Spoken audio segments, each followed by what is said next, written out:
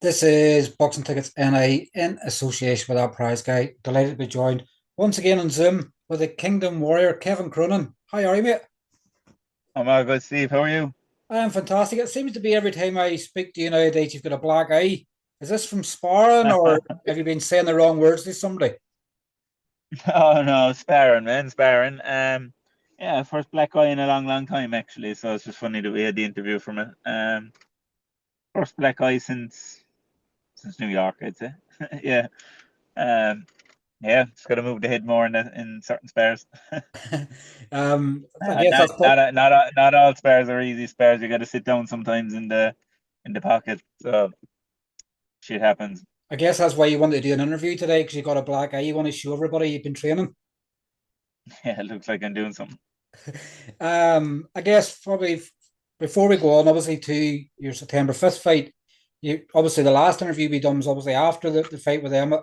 You obviously said you were going to have a forced break and sort of relax. So you come back and obviously the fight game now you've obviously been training for a few weeks, but back recharged, refueled, and reinvigorated.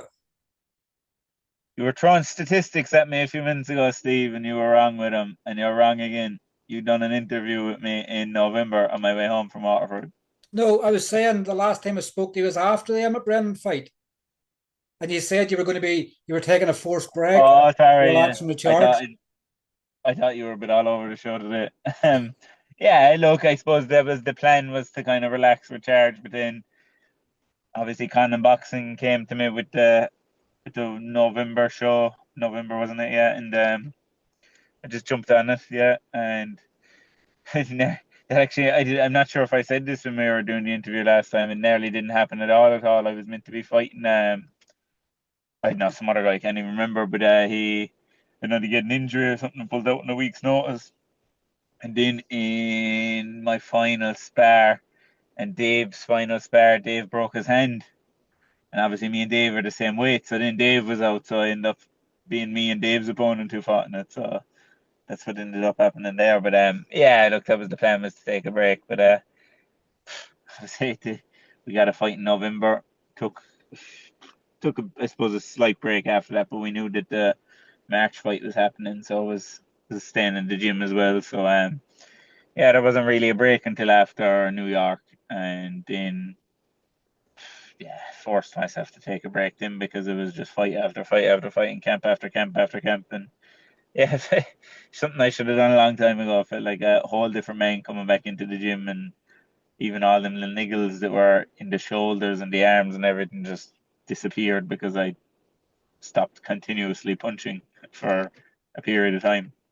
Is that something I guess probably all fighters just sort of look at sometimes, just taking a forced break because you as a fighter, you always want to fight, you always want to be in camp because if you're in camp, there's fight news and everything else. So is it something you're going to do from now on, sort of, after a fight, take a forced couple of weeks off to reset and recharge before you start looking at another fight again? Maybe. I guess it kind of depends on the fights too. Like, they were tough fights. Like, as in they were obviously bigger fights, so they took a bit more of a toll, and the camp was obviously a bit harder, and your sparring was a bit more physical because you were trying to do certain bits, and whereas now I'm kind of just enjoying the training. Even said to John, I said I just want to enjoy the training, and it's like things are coming together much easier. Injuries are staying away because I'm actually enjoying my training and not putting pressure on myself to do these certain things and train and perform in certain ways. But I am performing in certain ways because I'm enjoying it. So it's a, I just kind of took the pressure off my own shoulders, and seems to be working. But yeah, the break thing. Look, I'm going to start listening to my body from here out and take a break when I need it. Not that I went into the March fight with an injury or anything. That's definitely not what I'm saying. But I'm just saying in general, like camp after camp after camp is going to take its toll on the body, and um, I suppose didn't really realize it until I actually took a break. Just over 6 weeks out from fight 14. Just double checking myself here because I've got things wrong today already, which you've already highlighted. But fight 14 as a pro in just over 6 weeks' time. Back to the three arena again, obviously, hoping for different circumstances this time from the last time around. Is it fair to say, obviously, we know Mick's your manager and stuff like that, but like this is the moment you've been sort of waiting for since you signed with Mick. It's get me on one of your undercards, because that's where you can see a big influx and obviously views and everything else like that. Like this is a moment you've probably been waiting for a while. Yeah, yeah. Like I think it was always inevitable that I was going to end up in his undercard at some stage. Obviously when I signed with Mick, he was taking the break, and he was only coming back for his last fight, and I had the fight coming up in New York, so that wasn't going to work out anyway. But yeah, look, the timing here is perfect, and yeah, look, I suppose fighting on a big stage now isn't something new to me. I can actually and John going to perform obviously, and the performance is what my main factor is going to be. But I can enjoy it a bit more too, if you get what I'm saying. But at the same time, look, I've a fan friendly style, so and I think people know that now, so I don't have to be trying to tell people what I can do and what I'm gonna do. And I think now people are just looking, oh, Kevin's on the card. Oh, geez, he's exciting. Let's go see that. So rather than me having to tell people I'm exciting, people already know it. So like, obviously, I have to sell the fight and push the tickets and all that on my own side. But at the same time, people know what to expect from me, and that's excitement. And yeah, I might actually finally show my ring IQ, because that's actually there. Just I suppose with the couple of tough fights, as I said, putting a lot of pressure on myself to perform, and just getting in there and getting in their face and bringing the fight to them. Whereas now, I think I'm gonna start showing more how to say ring generalship, and show what I can actually do in there when I'm boxing. And yeah, yeah, I'm looking forward to it. It's a big stage, obviously, with Wasserman, and back in the Tree Arena, which I really enjoyed last time. It's an unbelievable arena. So yeah, looking forward to getting the Kerry crew and all my supporters near and far up there again. It's like I'd probably say the last time you fought, obviously in the three round, one of the big positives you took from it was you were blown away by the support you had on the night. Like, it's fair to say probably that same crowd, maybe even more, will be there again this time around.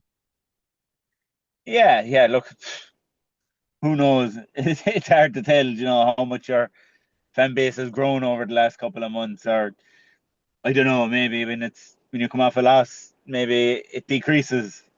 I don't know. I just know my fans are going to show up anyway, regardless. So, um, will there be extras? I hope so, because I think everyone knows how exciting my fights are. I think the worst case scenario in my fights is I'll knock someone out early, which people love knockouts. And then the other side of it is, if it goes the distance, it's going to be an exciting 6 rounds. So like, it's a win-win for the crowd when they go to my fights, and they know that. Not that I need to be telling them that, but that's just the way it is. I'm not trying to hype myself up. We all know it at this stage. Have you been to any mixed fights previously, or will this be your first one you'll actually have been to this fight and you're actually on the same card?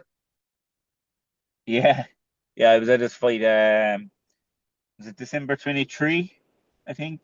When he fought, was it Lopez? Was it? Lopez was May Uh, 2023, Which I one think. was which one was December? Oh, sorry, no, it was Gabe, not Gabe. It was Gabe, wasn't it? The December fight would have had Jordan Gill 2023. Gil, that's it. Yeah, yeah, Yeah, yeah. In the SSD. yeah. That was yeah, yeah. I wasn't in the soberest of states, but I remember the atmosphere was unbelievable. It's something that you're probably away from your own fight. I know you're going to look so much in your own fight, but it's something you'll be looking forward to as well as a special atmosphere. Like Mick fought a lot in Dublin as an amateur, and is getting the first time to do it now as a pro. Like he's always sold a lot of tickets from the south. It should be a special night on the 5th of September. Yeah, I think it'll be unreal. It'll be unreal to be on one of his undercards too. That's obviously I've been looking forward to that at some stage. It'd be nice to go in there, do the business, which I'm always confident I'll do, and then sitting down and enjoying the rest of the night. So yeah, looking forward to all that, and obviously putting in my own performance, as I said earlier. I know once people see what I do, they like me, and they latch to me. So again, yeah, there'll be plenty of eyes in this card. So build a new fan base. Press more promoters, and press you know, another TV channel, which chances are I think Channel 5 only show like two fights on the card, didn't it? So it's like I'm probably not going to be on it, let's be honest. So yeah, chances are putting in the performance, and once they all see how exciting I am and this and that, then they're probably just going to want me on again and put me in better positions. Like everyone's card that I fight on does sees it, you know. So yeah, look, I'm looking forward to it. Obviously, look, there's still a few weeks to go, still a lot of work to do, still a good bit of weight and stuff to go. So yeah, I can't wait. At this stage, obviously, it's scheduled that you're to face Grant Dennis, obviously, over 6 rounds. Obviously, Grant's in action this weekend, and Stokey obviously fights Nathan Heaney. But like, what do you know, obviously, of Grant Dennis? Like, at this stage, do you start studying, and the journal start studying, or do they make sure he gets this fight out of the way first with no injuries, no cuts, and things before you start looking at him? I've seen him before in fights. You know, he's good. He's very experienced. You know, he's good. He's kind of come forward explosive fighter. Like, and obviously he has a few titles behind him in his days. You know, so it's like yeah. Look, I kind of leave that side to Jano. I've seen bits of him before. Um, but at the same time, as I said, I'm enjoying my training now, so I leave them bits to Jono and the team, and they'll just make me do whatever drills I got to do and tell me what I need to do in sparring. So yeah, that's the way I roll now, Joe. Just enjoy the whole journey and finally start doing what I know I can do. Joe, I've been long enough saying this is my break, this is my break, this is my break, and just putting too much pressure on myself. Just gotta go in and actually do these things and not underperform, and I'll get to where I know I can be. Just gonna play the, how do I say, do a quieter role in it, not say it to people and just do it. Is there a method behind the madness in this fight? Obviously, another Irish super middleweight fought Grant Dennis obviously earlier this year. Is there a method in the madness? It seems to be rumor mill suggest, and I know that you're not going to look too far ahead of September 5th, but it looks to be that there's a potential there of a domestic clash with Cathal Crowley. Yeah, yeah, that's pretty much agreed to. Like I, I don't turn down in fights. As I said before, I've turned down that fight, never turned down a fight with him, but whatever he wants to get views for, that's his opinion. But yeah, look, the second we heard that, I think Brennan turned it down, or so was said. I don't know. I said, I did say it to John on them. I said, look, if he's turning it down, I'll take it. And yeah, it's came in as kind of an offer. Can't really, I suppose, can't officially be an offer because I have a fight in front of me. I'm definitely not even looking at that fight right now. But I did say, yeah, I said I will fight him on the October 10th card. But I'm not even looking at them right now because I have a fight in front of me. And a meta behind the madness, not really. Grant is probably just a good opponent to have. And the other thing is, I could have taken a softer opponent on coming off a loss too.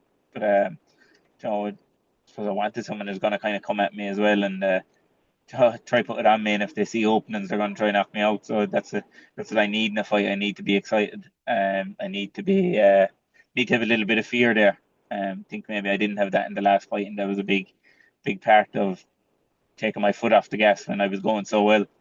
And like really, really winning the fight widely, and then just getting bored and stopping doing anything, which I can't do. And obviously, I learned from my past mistakes now, and that'll never happen again. But yeah, it's just a fight I think I perform in.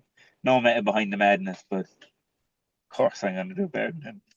Where do you get your motivation from, Kevin? Because I, I was going to say, like, some people, obviously, from what you've been through, and obviously the draw with Jamie, the defeat them at the three arena last September, like, many a man would have probably went, this sort of isn't for me. Like, what's continuing to give you that motivation? Is it the fact that you want to be someone that's remembered for sort of persevering? Like, when we look at people like Ando Kakachi had terrible luck for years in boxing, and wasn't getting anywhere, and then gets his chance. Do you sort of look at things like that as motivation to go, I've been kicked, I've been down sort of with decisions and fights, but I can still find a way back? Yeah, my motivation's been knocked years ago, man. It's not motivation's discipline that's kicked in with years. I yeah, that much motivates me now. Other than if I get motivated for a fight, because I know the people travel to see me. I have very loyal, good support, and that motivates me. But when it comes to training, it's discipline, discipline, discipline. Like, to be honest, if I was losing fights and people were saying after, or even my team were like, I just weren't good enough tonight, or this and that, I probably would have said, look, I'm not as good as I thought I was, and probably would have hung him up. But I know I'm as good as I think I am, and like, even when I haven't been performing in like my last fight, I completely underperformed compared to what we were doing in camp and all that. And think it was more of a mind game, to be honest with you, that one. But still being in there and probably winning the first half of the fight, before I just fell asleep. But even that first half of the fight, I wasn't doing a percentage of what I was doing in camp. So it's like, I know I can be something special. I've just got to go and do it. And that's why I don't really want to talk about it anymore or tell people what I'm going to do. People are going to come out to see me, and I'm just going to start doing it and start actually showing how good I am rather than telling people how good I am. Um, there's a lot of talkers in the game, like, and I just don't want to be that talker. And the guy people come out to see, and it's time to start putting belts around the waist with it. Is that what it sort of was the debrief sort of afterwards was trying to bring, and we see it so often, not only obviously in Irish boxing, but even you hear people saying like people look $1 million in the gym in the lead up to a fight, and then sometimes they can't produce it in the fight. Like, is that sort of with you and John and the rest of the team sort of looking at it and going, what prevented us from bringing what was in the gym into the fight? Yeah, not really, because it's I'm not it's not preventing it. Like, it's not that I perform big in the gym and then I don't perform on fight nights, because I'm performing on fight nights, and then it's like in spells I don't perform, and then maybe I come in spells I'm fucking outstanding, and then I'm just like, falling asleep. It's just a mind game. Look, there's been a lot of work done the last 4 months, and there's still 2 more months of work to be done. And yeah, as I said, I ain't even going to talk about it. You know, come September 5th, people will see. It's as simple as that. Um, I've done enough hype myself and building myself. Um, yeah, people will see. Look, and if they don't go September 5th, they'll be watching back videos and saying, "Fuck, that should have went." But it is what it is. So, Yeah, I got business to do September 5th now before we even blink an eye at anything else past it. so is it version 2.0 of the Kingdom Warrior coming on September 5th? Is that what you're saying? It could be whatever version people wanna think. It's the Kingdom Warrior is coming. You can call it 2.0, 3.0, whatever you want. Two But I come in 2.10. yeah, coming to perform, and that's as simple as that. Is it in some ways for you? Is it making that statement performance like you want that next big thing now? You want a big promoter to sort of take you on and go, we see potential here. You have Mick as a manager, but is it now you getting to the stage where you want a promoter to have their eyes on you and they be getting better pay? Because sometimes that's what comes with a promotional deal is a better pay and things like that. Is that where you're getting the stage at now? So you want a big performance so you can impress Sauerland and Wasserman. Yeah, kind of. I suppose. Look, I've got a good team anyway, so I'm easy about that side of it. Yeah, it'd be nice to actually be paid for fights and not be fucking struggling along, you know, trying to train as full time as you possibly can while juggling a job just to fund your career. So that's obviously not nice. And I suppose people are thinking they're seeing you fighting in the tree arena. Oh, geez, he's getting big bucks. Then not getting the fucking penny. That's the side of it people don't see. But yeah, look, I'll put in the performances. If the promoter comes along, it comes along. Look, obviously, going back to March, I put a lot of pressure on myself because I was going so good in the gym. It was like, this fella isn't gonna even put a scratch on me. Which probably didn't for 4 or 5 rounds. But my eyes were kind of more so on impressing Tom and 360, because obviously, look, we built a good relationship with them, and they treated us very good and stuff. So that's probably had my eyes too much on trying to impress the guys in the promotion rather than the actual fight. That that might have played a factor, but again, there's no excuses. should have performed better that night. But yeah, look, I don't know. The money will come. Um, but the belts are motivating me a bit now. That's what I want is the belts. Motivating me. So I suppose there is a bit of motivation there. I want them belts. But yeah, it's just about staying disciplined, being in the gym day in, day out, putting in that work, training like a madman, keeping the injuries away, and yeah, suppose I'm just gonna have to start putting people to bed now because suppose can't really be leaving the hands of judges and stuff anymore. The only way you're guaranteed to win, I suppose, is by getting rid of people, and yeah, it's probably just gonna have to be that. A big obviously thing for you, obviously, and this will be the commission you'll make, obviously, off fight tickets. Like I roll out there so often as I can, like from getting tickets from you, saves people money. They don't have to pay the booking fees, they don't have to pay the postal charges and everything else along with it. Obviously, you can get a percentage of that as well. Like people watching this interview, how can they get tickets from you? Yeah, I'd look at it. Obviously, plays a part. Just kind of goes straight back into camp again, like doesn't it? It's might cover your hotel for the night above there, might. But obviously I have good sponsors and stuff too. So uh, who've always been actually, yeah, that's probably want to give them a shout. Look at my social medias and check out my sponsors and give them a follow and a share because probably wouldn't have been still going if it weren't for them either. You know, they've kept me going too. But yeah, look, anyone wants tickets September 5th, jump over to my social medias. I have a link up which is just brings you to the catalog of my WhatsApp and stuff, and all the ticket details are there. Drop a message and we'll get whatever tickets you want out to you. You know, it's like that. And you mentioned Nathan Heaney there a while ago, who's going to be fighting Grant Ennis the weekend. You know, I like to try take a leaf out of his book, but he's delivering. You know, he's really engaging with his fans. He's out delivering tickets. You know, to the ones he can deliver to, and it's unreal. And you can see that support. He's bringing 2,000 plus people to fights, singing for him because he's doing that. And like, just imagine that atmosphere would be unreal. And yeah, I guess the other thing about fans, you don't really realize maybe until you're in there, you're in a tough fight. It could be a tight fight. You could be starting to slow down, and you hear them fans getting behind you. That gives you that extra push to get over the line. So yeah, look, it'll be hopefully great to get everyone and see everyone out there. But yeah, we'll be there. I'll be there, and do what I always do. You know, everyone that's there, just send them WhatsApps, keep them updated, let them know what we're doing after, you know, what times the fights are and all that. Just engage with them. But yeah, for tickets, just jump on over to my social media. All my social media platforms have some information and the tickets. Have you been a big help to obviously David Kennedy? Obviously, you were at his last fight in the national stadium, obviously, and he damaged his hand afterwards. Like you've sort of been there to sort of say to him, like the road back can sort of still happen. Like you just have to cope with it for a few months. I've seen him in the gym just punch him with the one hand. Like you've probably been like a father figure in some ways to him because you've more experience as a pro. Like you've obviously been helping guide him back to full health as well. It look Dave hasn't left the gym either.